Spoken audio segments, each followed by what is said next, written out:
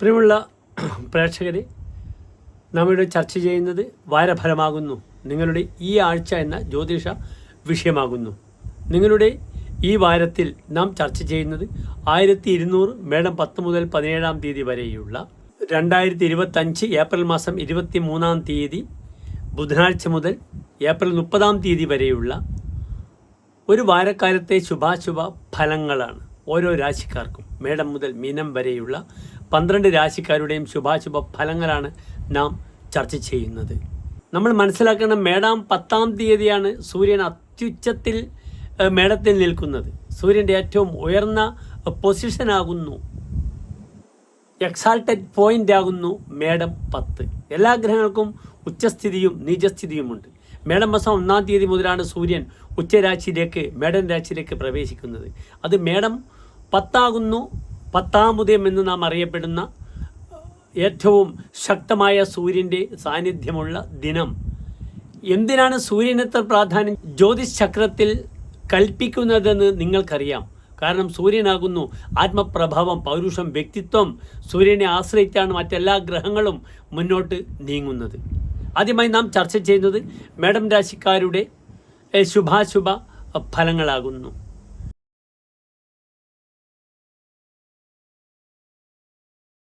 മേടരാശി എന്നാൽ നിങ്ങൾക്കറിയാം, അശ്വതി ഭരണി കാർത്തിക നക്ഷത്രത്തിൻ്റെ ആദ്യത്തെ 15 നാഴിക വരുന്ന 2 നക്ഷത്ര സമൂഹമാകുന്നു മേടൻ രാശി. ഇന്ന് മേടം രാശിക്കാർക്ക് ഈ വാരത്തിൽ രാശിയിൽ മേടം രാശിയിൽ സൂര്യനും 2-ാം ഭാവത്തിൽ വ്യാഴവും 4-ാം ഭാവത്തിൽ ചൊവ്വയും 6-ാം ഭാവത്തിൽ കേതുവും 11-ാം ഭാവത്തിൽ ചന്ദ്രനും 12-ാം ഭാവത്തിൽ ബുധൻ, ശുക്രൻ, ശനി, രാഹു എന്നീ ഗ്രഹങ്ങളുമാകുന്നു. സൂര്യൻ ഉച്ചസ്ഥനായി നിൽക്കുന്നു എന്നൊരു പ്രത്യേകത ഈ രാശിക്കാർക്കുണ്ട്, മേടൻ രാശിക്കാർക്കുണ്ട്. രാശിധിപനായ ചൊവ്വ നീചസ്ഥനായി 4-ാം ഭാവത്തിൽ നിൽക്കുന്നു. കർമ്മഭാവത്തിലേക്ക് വ്യാഴദൃഷ്ടിയുണ്ട്. ഭാഗ്യാധിപനായ വ്യാഴത്തിൻ്റെ ദൃഷ്ടിയുണ്ട്. അത് ധനസ്ഥാനത്ത് നിൽക്കുകയും ചെയ്യുന്നു. പക്ഷെ അവിടെയും നാം ശ്രദ്ധിക്കേണ്ടുന്നൊരു കാര്യം, പലപ്പോഴും തൻ്റെ ആത്മപ്രഭാവം, വ്യക്തിത്വം, തൻ്റെ പൗരുഷം മറ്റുള്ളവരിൽ അടിച്ചേൽപ്പിക്കുക, അത് ദാമ്പത്യത്തിലായാലും തൻ്റെ വ്യക്തിപരമായ ജീവിതത്തിലായാലും അതുണ്ടാക്കുന്ന അസ്വസ്ഥതകൾ ധാരാളം അനുഭവിക്കേണ്ടി വരുന്ന വാരമായിരിക്കും ഇത്. കാരണം സൂര്യൻ ആത്മപ്രഭാവകാരകനാണ്.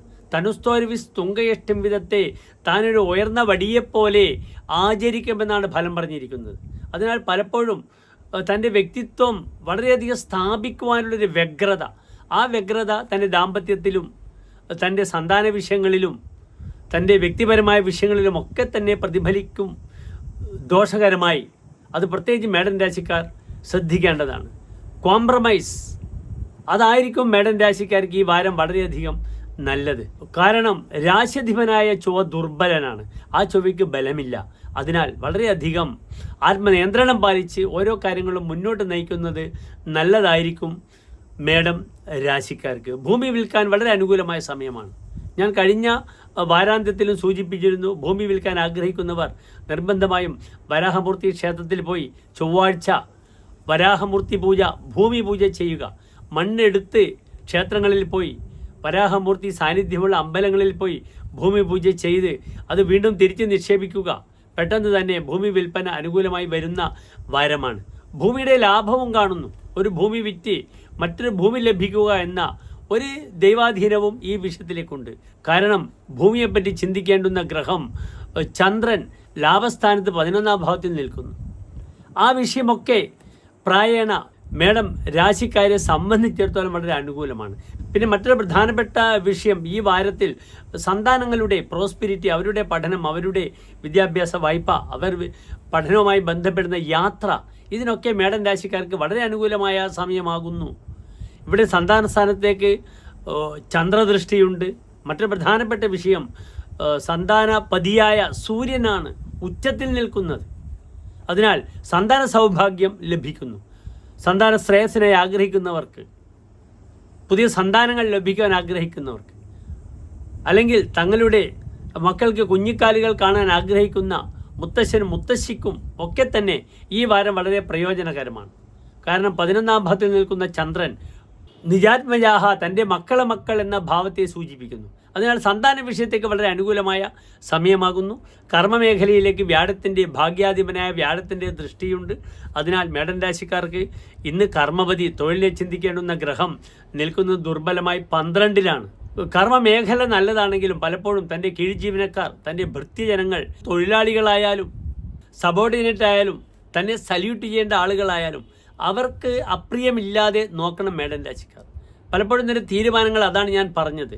തൻ്റെ വ്യക്തിത്വത്തെ മറ്റുള്ളവരിൽ അടിച്ചേൽപ്പിക്കുവാനുള്ള ഒരു ശ്രമം തൻ്റെ ഭാഗത്തുനിന്നുണ്ടായാൽ അവരും പ്രതികരിക്കും. അത് പലപ്പോഴും ആ പ്രതികരണം നല്ലതായിരിക്കണമെന്നില്ല.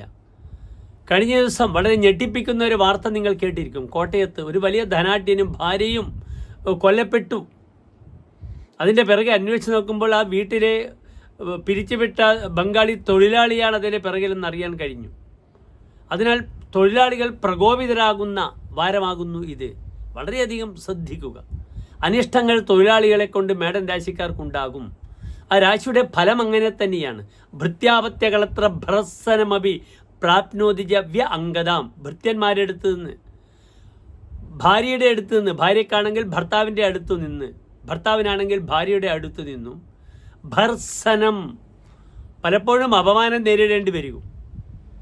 അപമാനിക്കപ്പെടുക പരസ്പരം. മക്കളുടെ അടുത്തു നിന്നും തീക്ഷ്ണമായ മോശപ്പെട്ട അനുഭവങ്ങൾ ഉണ്ടാവുക. അതിനാൽ ആവക വിഷയങ്ങളിലൊക്കെ ശ്രദ്ധിക്കുക.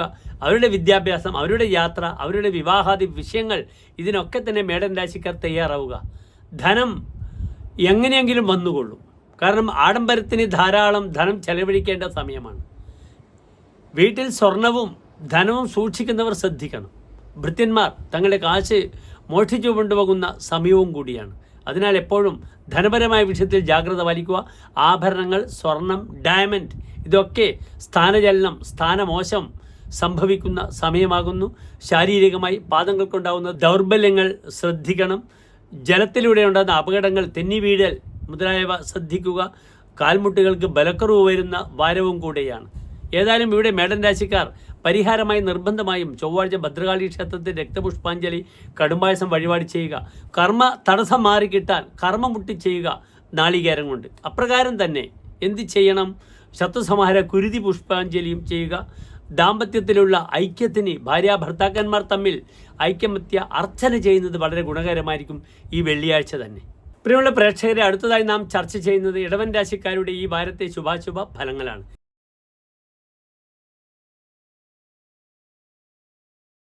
ഇടവൻ രാശി എന്നാൽ കാർത്തിക നക്ഷത്രത്തിൻ്റെ അവസാനത്തെ 45 നാഴിക, രോഹിണി മകീര നക്ഷത്രത്തിൻ്റെ ആദ്യത്തെ 30 നാഴിക വരുന്ന 2.25 നക്ഷത്ര സമൂഹമാകുന്നു. ഇവിടെ ഇടവം രാശിക്കാർക്ക് ഈ വാരത്തിൽ രാശിയിൽ വ്യാഴമുണ്ട്, 3-ാം ഭാവത്തിൽ ചൊവ്വ, 5-ാം ഭാവത്തിൽ കേതു, 10-ാം ഭാവത്തിൽ ചന്ദ്രൻ, 11-ാം ഭാവത്തിൽ ബുധൻ, ശുക്രൻ, ശനി, രാഹു, 12-ാം ഭാവത്തിൽ ആദിത്യൻ. ഇവിടെ ഇടവൻ രാശിക്കാർക്ക് ഒരു കേസരി യോഗമുള്ള സമയമാകുന്നു. പക്ഷേ ശ്രദ്ധിക്കേണ്ടുന്നൊരു കാര്യം, ഈ വാരത്തിൽ സഹോദര ഗുണം അല്ലെങ്കിൽ സഹായികളുമായി ബന്ധപ്പെടുന്ന സഹവർത്തിത്വം, അവരുമായി ബന്ധപ്പെടുന്ന ആ കമ്പാനിയൻഷിപ്പ്, ആ കെമിസ്ട്രി വർക്ക് ചെയ്യുന്ന വാരമായിരിക്കില്ല. സഹോദര സ്ഥാനത്ത് അല്ലെങ്കിൽ സഹായികളുടെ സ്ഥാനത്ത് നീചസ്ഥനായ ചൊവ്വ നിൽക്കുന്നു. അത് വൈകല്യവാനാണ്. അതിനാൽ സഹോദരങ്ങൾക്ക് രോഗാദി അരിഷ്ടതകൾ വരാം. അവർക്ക് സർജറിയോ മറ്റ് ബുദ്ധിമുട്ടുകളോ ഉണ്ടാകാം. അല്ലെങ്കിൽ ഭൂമിപരമായ വിവാദങ്ങൾ സഹോദരങ്ങളുമായി ഉണ്ടാകാം. പൂർവികമായ സ്വത്ത് ചിന്തിക്കേണ്ടുന്ന ഭാവം 4-ാം ഭാവമാണ്.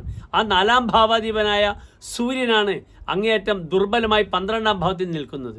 അതിനാൽ പൈതൃകമായ സ്വത്ത്, ആ വിഷയത്തിലൊക്കെ ക്ലേശങ്ങൾ ഉണ്ടാകാം. അതിൽ ഡിസ്പ്യൂട്ട് ഉണ്ടാകാം. കോടതിയിൽ പോകേണ്ടുന്ന അവസ്ഥ വരും. പോലീസ് സ്റ്റേഷനിൽ ഭൂമിപരമായ വിഷയങ്ങളിൽ അല്ലെങ്കിൽ അതിർത്തി തർക്കങ്ങൾ സംഭവിച്ച് പോലീസ് സ്റ്റേഷനുകൾ കയറി ഇറങ്ങേണ്ടുന്ന ഒരു വാരമാകുന്നു ഇടവം രാശിക്കാർക്ക്. ധർമ്മദൈവ സങ്കേതത്തിൽ നിർബന്ധമായും ധർമ്മദൈവ പ്രീതി ചെയ്യണം ഇടവൻ രാശിക്കാർ. കാരണം ധർമ്മദൈവങ്ങളെ ചിന്തിക്കൊണ്ടിരുന്ന ഭാവമാകുന്നു 4-ാം ഭാവം, ചതുർത്ഥ ഭാവം എന്നാണ് പറയുക. ധർമ്മദൈവം പ്രസാദിച്ചേ കുളിർപ്പൂ തറവാടുകൾ എന്ത് ചെയ്തത് പണ്ടുള്ളോർ എന്നറിഞ്ഞത് ചെയ്യണമെന്നാണ് നമ്മുടെ പൂർവ്വസൂരികളുടെ ശ്ലോകം. അവർ നമുക്ക് മന്ത്രിച്ചു തരുന്നത് ഇപ്രകാരമാണ്: ധർമ്മദൈവങ്ങളുടെ അനുഗ്രഹമുണ്ടെങ്കിൽ തറവാട് വളരെയധികം ഗുണം പിടിക്കും. അതുകൊണ്ട് പൂർവികർ എന്തൊക്കെ ചെയ്തു അതിൻ്റെ ഒരു ചെറിയ പതിപ്പെങ്കിലും ചെറിയ രീതിയിലെങ്കിലും നിങ്ങൾ ഇക്കാലത്ത് എന്ത് ചെയ്യണം? നിങ്ങളുടെ ശ്രദ്ധ വേണം. പലപ്പോഴും പലരും വിദൂരത്തായിരിക്കും. പലരും വരുന്നത് തൻ്റെ തറവാട്ടിലെ തെയ്യവും തിറയും ഉത്സവങ്ങളുമായി ബന്ധപ്പെട്ട് ദൂരത്തു നിന്നും വരും നമ്മുടെ കേരളക്കരയിൽ. അങ്ങനെ ഒരു പ്രത്യേകതയുണ്ട്, ഒരു നൊസ്റ്റാൾജിയ ഫീലിംഗ് ആണ് നമ്മുടെ ധർമ്മദൈവ വിഷയത്തിൽ. അതിനാൽ ധർമ്മദൈവങ്ങളുടെ പ്രീതി വളരെ നല്ലതാണ്. അതിന് പുറമെ എല്ലാ മലയാള മാസവും 1-ാം തീയതി സംക്രമം തലേ ദിവസം സംക്രമദിനം അല്ലെങ്കിൽ മലയാള മാസം 1-ാം തീയതി ധർമ്മദൈവ സങ്കേതങ്ങളിലേക്ക് വിളക്കിലേക്ക് എണ്ണ തിരി അവിടേക്ക് വേണ്ടുന്ന എല്ലാ കാര്യങ്ങളും ചെയ്യുക. അത് വളരെയധികം നിങ്ങളുടെ ആത്മപ്രഭാവത്തിന് വ്യക്തിത്വത്തിന് വളരെയധികം നന്മകൾ പ്രദാനം ചെയ്യുന്ന വാരമായിരിക്കും ഇത്. ഭൂമി വിഷയം ഞാൻ സൂചിപ്പിച്ചു കഴിഞ്ഞു. ഇവിടെ അച്ഛനെയും അമ്മയുടെയും ആരോഗ്യ വിഷയവും ശ്രദ്ധിക്കണം. ആ സമയത്തുള്ള യാത്ര ഒഴിവാക്കുക. ഇവിടെ നിശാരാശിയാണ്, രാത്രി രാശിയാണ് അഡ്വൻ രാശി. അവിടെ 12-ൽ സൂര്യൻ നിൽക്കുമ്പോൾ രവിർദ്വാദശേ നേത്രദോഷം കരോതി. 12-ൽ സൂര്യൻ വരുമ്പോൾ കണ്ണുകൾക്ക് രോഗമുണ്ടാകുന്നു. ഏത് കണ്ണുകൾക്കാണ്? ഇടത്തെ കണ്ണിനാണ്. 12-ാം ഭാവം കൊണ്ട് ചിന്തിക്കുമ്പോൾ ജാതകത്തിൽ പ്രധാനമായും വാമമമ്പകം എന്ന് പറഞ്ഞിട്ടുണ്ട്, ഇടത്തെ കണ്ണ്. അത് വലത്തെ കണ്ണായാലും ഇടത്തെ കണ്ണായാലും നേത്രങ്ങളെ ശ്രദ്ധിക്കണം, നേത്രദോഷത്തെ ശ്രദ്ധിക്കുക. വിപക്ഷാഹവേ ജായദേശോ ജയശ്രീഹി. ചില കേസുകളിലൊക്കെ തനിക്ക് വിജയമുണ്ടാകും, ചില കേസുകളിലൊക്കെ തനിക്ക് വിജയിക്കേണ്ടുന്ന സമയമാണ്. സ്ഥിതേ ലിപ്സിയ ലീയതേ ദേഹദുഃഖം. തൻ്റെ സ്റ്റെബിലിറ്റിക്ക് വേണ്ടി ശരീരത്തിൻ്റെ സുഖദുഃഖം നോക്കാതെ ഹാർഡ് വർക്ക് ചെയ്യേണ്ടി വരും ഇടവൻ രാശിക്കാർ. പിതൃവ്യാപതോ, അച്ഛൻ മുതലായവർക്ക് രോഗമുണ്ടാകും. കാരണം സൂര്യൻ പിതൃകാരകനാണ്. അച്ഛൻ്റെ സഹോദരങ്ങൾക്ക് രോഗമുണ്ടാവുക, അല്ലെങ്കിൽ അവരുമായി അകന്നിരിക്കുക, അല്ലെങ്കിൽ അവർക്ക് രോഗാദി അരിഷ്ടതകൾ വന്ന് ആശുപത്രിയിൽ അവരുടെ കൂടെ വസിക്കേണ്ടി വരിക. ഹാനിരധ്വപ്രദേശേ, വഴിയിൽ വെച്ച് അപകടമുണ്ടാകും. അക്രമങ്ങൾക്ക് വിധേയനാകും എന്നൊരു ഫലം പറഞ്ഞിരിക്കുന്നു. കാരണം ഗോജാശി കർക്യമിഥന സമർഗ നിശാക്യ. ഗോ അജ അശ്വി, ഗോ ഇടവം, അജം മേടം, അശ്വി ധനു, കർക്കിടകം മിഥുനം, സമൃഗം മകരം. ഈ രാശികളെല്ലാം തന്നെ നിശാരാശിയാണ്, രാത്രി ബലമുള്ള രാശികളാണ്. അതിനാൽ രാത്രി രാശികളിൽ സഞ്ചരിക്കുമ്പോഴും ഈ പറഞ്ഞ രീതിയിൽ വാഹനാപകടം ഉണ്ടാവുക, റോഡിൽ നിന്നും തെന്നി വീണു പോവുക, രാത്രി ഉറക്കമൊഴിച്ച് ഡ്രൈവ് ചെയ്യുമ്പോൾ അശ്രദ്ധമായി വണ്ടി ഓടിക്കുക തുടങ്ങിയ ബുദ്ധിമുട്ടുകളൊക്കെ ഇടവൻ രാശിക്കാർക്ക് ഈ ഒരു വാരം സമാഗതമാകുന്ന സമയമാകുന്നു. ശ്രദ്ധിക്കണം. സഹോദര ഗുണം ഞാൻ സൂചിപ്പിച്ചു കഴിഞ്ഞു. മറ്റൊരു പ്രധാനപ്പെട്ട വിഷയം, ദാമ്പത്യത്തിലും ഒരു അസ്വസ്ഥത ഉണ്ടാവുക, അല്ലെങ്കിൽ ഭാര്യാഭർത്താക്കന്മാർ അകന്ന് ജീവിക്കുക. കാരണം ചൊവ്വ നിൽക്കുന്നത് 9-ാം ഭാവത്തിലേക്കാണ്.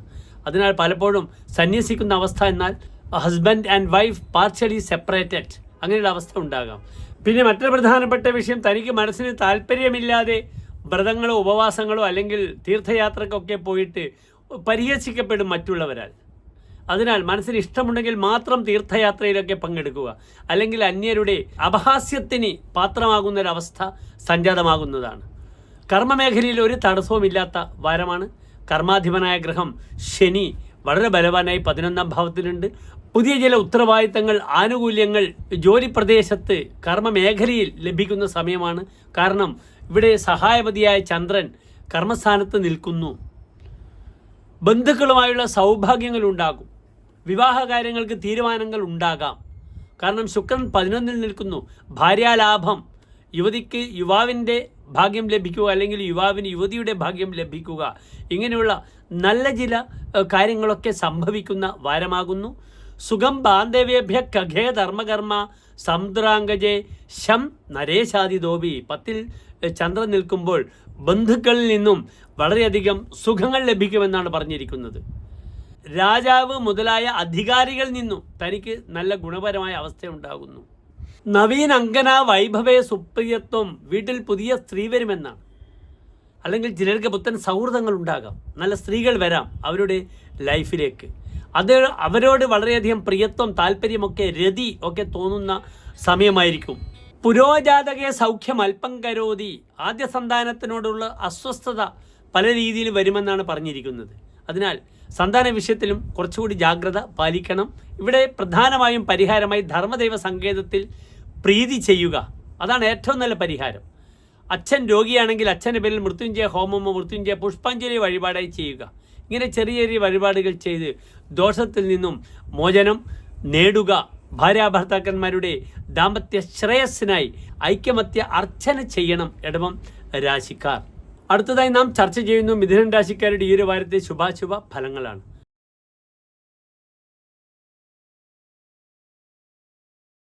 മകയിര നക്ഷത്രത്തിൻ്റെ അവസാനത്തെ 30 നാഴിക, തിരുവാതിര പുണർദം നക്ഷത്രത്തിൻ്റെ ആദ്യത്തെ 45 നാഴിക വരുന്ന 2.25 നക്ഷത്ര സമൂഹമാകുന്നു മിഥുനം രാശി. ഇവിടെ മിഥുനം രാശി അല്ലെങ്കിൽ മിഥുനക്കൂറുകാർക്ക് ഇന്ന് രാശിയിൽ ഗ്രഹങ്ങളില്ല. 2-ൽ ചൊവ്വയാകുന്നു, 4-ൽ കേതു, 9-ാം ഭാവത്തിൽ ചന്ദ്രൻ, 10-ാം ഭാവത്തിൽ ബുധൻ, ശുക്രൻ, ശനി, രാഹു, 11-ാം ഭാവത്തിൽ ആദിത്യൻ, 12-ാം ഭാവത്തിൽ വ്യാഴം.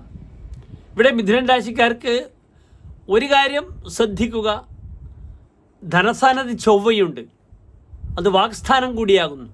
വാക്ക് വളരെ ശ്രദ്ധിച്ച് ഉപയോഗിക്കുക. കൈവിട്ട ആയുധവും വാവിട്ട വാക്കും തിരിച്ചെടുക്കാൻ പറ്റില്ല. തങ്ങളുടെ ആ മനോഹരമായ നാവിൽ നിന്നും തങ്ങളുടെ ലക്ഷ്മിത്വം കൈമോശം വരാതെ നോക്കുക. ഒരു തരത്തിലും അനാവശ്യമായ വാഗ്വാദങ്ങളിൽ ഏർപ്പെട്ട് തൻ്റെ പേര് അല്ലെങ്കിൽ തനിക്കുണ്ടാകുന്ന ക്രെഡിബിലിറ്റി നഷ്ടപ്പെടാതെ നോക്കുക. തങ്ങളുടെ വാക്ക് ദോഷമായാൽ ആ വാക്ക് തനിക്ക് വളരെ അനർത്ഥമായി പരിണമിക്കും. എല്ലാ കാര്യത്തിലും തൻ്റെ സത്പേരിനും അല്ലെങ്കിൽ ധനപരമായ വിഷയങ്ങൾക്കും ഒക്കെ തന്നെ. അത് അപ്രകാരം തന്നെ തനിക്ക് ലഭിക്കുന്ന കാശും വളരെ ശ്രദ്ധിക്കണം. യഥാത്രായതേ മർക്കട കണ്ഠഹാരം പുനഃസന്മുഖം ഗോ വർജേത് വാദഭക്ത എന്നാണ് പറഞ്ഞിരിക്കുന്നത്. കുരങ്ങനെ മാല കിട്ടിയതുപോലെയായിരിക്കും. ഒരു തരത്തിലും കാശ് കിട്ടിയാൽ യൂട്ടിലിറ്റി ഓഫ് ദ മണി, ആ കാശ് എങ്ങനെ സംരക്ഷിക്കണം, എന്തിന് ചെലവഴിക്കണമെന്നറിയാതെ അനാവശ്യമായി ചെലവഴിക്കും. കർമ്മമേഖലയിലും കർമ്മവതിയായ ഗ്രഹം വ്യാഴം 12-ലാണ്. അതിനാൽ കർമ്മമേഖലയിലും കുറേ ബുദ്ധിമുട്ടുകളൊക്കെ സംജാതമാകും.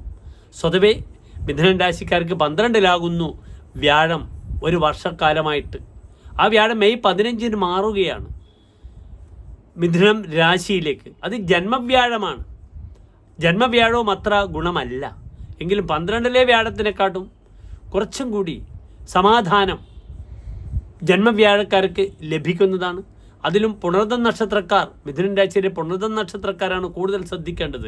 കാരണം അവരുടെ ഗോഡ് ഓഫ് ദ സ്റ്റാർ ആകുന്നു വ്യാഴം. പുണർദം, വിശാഖം, പുരൂരുട്ടാതി അവർ കൂടുതൽ ശ്രദ്ധിക്കുക. ഇവിടെ വാഗ്പതിയായ ചന്ദ്രൻ 9-ാം ഭാവത്തിൽ നിൽക്കുന്നത് വളരെ നല്ലതാണ്. കലാരംഗത്ത് ശോഭിക്കുന്നവർക്ക് വളരെ നല്ല വാരമാണ്. തങ്ങളുടെ ആത്മപ്രഭാവം, വ്യക്തിത്വം എങ്ങനെയെങ്കിലും പുറത്ത് കാണിക്കുവാനുള്ള ഒരു അസുലഭമായ അവസരം മിഥുനം രാശിക്കാർക്ക് ലഭിക്കും. മിഥുനം രാശി ഗേയവാദ്യകലാസു നിപുണ, പാട്ടും കൂത്തും കലകളും മെറ്റീരിയൽ ഭൗതിക സുഖവുമായി ബന്ധപ്പെടുന്ന വിഷയങ്ങൾക്കെല്ലാം തന്നെ വളരെ ഗുണപരമായ രാശിയാണ്. ആ രാശിയുടെ 11-ാം ഭാവത്തിലാണ് ഒരു ഊർധ്വമുഖ രാശിയുടെ അധിപനായി സൂര്യൻ നിൽക്കുന്നത്. അതിനാൽ പുത്തൻ പദ്ധതികൾ, ആരംഭങ്ങൾ, അതിൻ്റെ ക്രിയാത്മകമായ പ്രവർത്തനങ്ങളിൽ വ്യാപൃതരാകാം മിഥുനം രാശിക്കാർക്ക്. സന്താനങ്ങൾക്ക് വളരെ അനുകൂലമാണ്. ഇവിടെ സന്താനപതിയായ ശുക്രൻ മൗഢ്യമില്ലാതെ ഉച്ചത്തിൽ നിൽക്കുന്നു. അതിനാൽ തങ്ങളുടെ സന്താന വിഷയം, അവരുടെ പഠനം, അവരുടെ യാത്ര, അവർക്ക് വേണ്ടുന്ന ബാങ്ക് ലോൺ, അവരുടെ വിവാഹാദി വിഷയങ്ങൾ, ഇതിനൊക്കെ തന്നെ തീരുമാനം എടുക്കണം. ഞാൻ ആദ്യം സൂചിപ്പിച്ചു, കാശ് കൈമേൽ വന്നാലും ആ കൈകളിൽ വരുന്ന കാശിനെ യഥോചിതം പരിരക്ഷിക്കുവാൻ ശ്രമിക്കണം. അല്ലെങ്കിൽ ആർക്കെങ്കിലും ദാനം ചെയ്യുക, കടം കൊടുത്താൽ ഒരിക്കലും തിരിച്ചു വരത്തില്ല. ഈ 2-ാം ഭാവത്തിൽ നിൽക്കുന്ന ചൊവ്വ ധനത്തിൻ്റെ പേരിൽ അനാവശ്യമായ ആർഗ്യുമെൻറ്റ്സ് വരുന്ന വാരമാണ്. അതിനാൽ ശ്രദ്ധിക്കണം. ഭൂമിപരമായ വിഷയം, തനിക്ക് ആവശ്യമില്ലാത്ത ഭൂമി വിൽക്കാൻ വളരെ അനുകൂലമാണ്. കാരണം 4-ാം ഭാവം ഭൂമിയെപ്പറ്റി ചിന്തിക്കേണ്ടുന്ന ഗ്രഹം ബുധൻ, അപ്രകാരം ഭൂമികാരകനായ ചൊവ്വ, ഇതൊക്കെ തന്നെ നീചത്തിലാണ്. ഭൂമി വിറ്റ് കാശുണ്ടാക്കാം. ചിലപ്പോൾ കാശ് കുറഞ്ഞെന്ന് വരും, ലാഭം കുറഞ്ഞു വരും. ബ്രോക്കർമാർക്കൊക്കെ തങ്ങളുടെ ആ രചനാ വൈഭവം വാക്കിലൂടെ പ്രകടിപ്പിച്ച് മിഥുന രാശിക്കാരായ ബ്രോക്കർമാർക്ക് കാശുണ്ടാക്കാൻ അനുകൂലമായ സമയമാണ്. അതിന് മുതിരണം. വിദേശ വിദ്യാഭ്യാസത്തിന് അനുകൂലമായ സമയമാണ്. അതിനാൽ യാത്ര പോകുന്നവർ ശ്രദ്ധിക്കുക. ഉപരിപഠനത്തിന് ആഗ്രഹിക്കുന്ന ആർക്കും, റിട്ടയർ ചെയ്തവർക്ക് പോലും ഗവേഷണത്തിന് വേണ്ട ഒരുക്കങ്ങൾക്ക് ഈ വാരം വളരെ അനുകൂലമാണ്. 9-ാം ഭാവത്തിൽ ചന്ദ്രൻ വളരെ നന്നായി നിൽക്കുന്നു.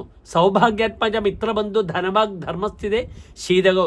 സൗഭാഗ്യ ആത്മജ, സന്താന ശ്രേയസ്സുണ്ടാകും, സന്താനങ്ങളുടെ സൗഭാഗ്യമുണ്ടാകും.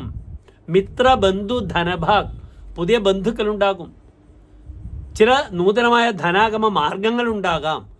ഇതൊക്കെ തന്നെ മിഥുന രാശിക്കാർക്ക് അനുകൂലമായ വാരമാകയാൽ അതിനുവേണ്ട തയ്യാറെടുപ്പുകൾ നന്നായി നടത്തണം മിഥുനം രാശിക്കാർ. ഇവിടെ 12-ലെ വ്യാഴത്തിന് പരിഹാരമായി ദാമ്പത്യ വിഷയത്തിലുണ്ടാകുന്ന അസ്വസ്ഥതകൾ മാറാൻ വേണ്ടി ഐക്യമത്യ അർച്ചന ദമ്പതികൾ തമ്മിൽ ചെയ്യുന്നത് വളരെ ഉത്തമമായിരിക്കും. പിന്നീട് കർമ്മമേഖലയിലെ തടസ്സങ്ങൾ മാറാൻ സുദർശന പുഷ്പാഞ്ജലിയോ അല്ലെങ്കിൽ സുദർശന ഹോമമോ വഴിപാടായി ചെയ്യുന്നതും വ്യാഴാഴ്ച ചെയ്യുന്നതും വളരെ ഗുണമാണ്. ഈ മിഥുനം രാശിക്കാർക്ക് കാര്യങ്ങൾ അനുകൂലമായി നീക്കുവാനുള്ള ഒരു അസുലഭമായ അവസരങ്ങൾ വരും. അതിനുവേണ്ടി യത്നിക്കണമെന്ന് മാത്രം.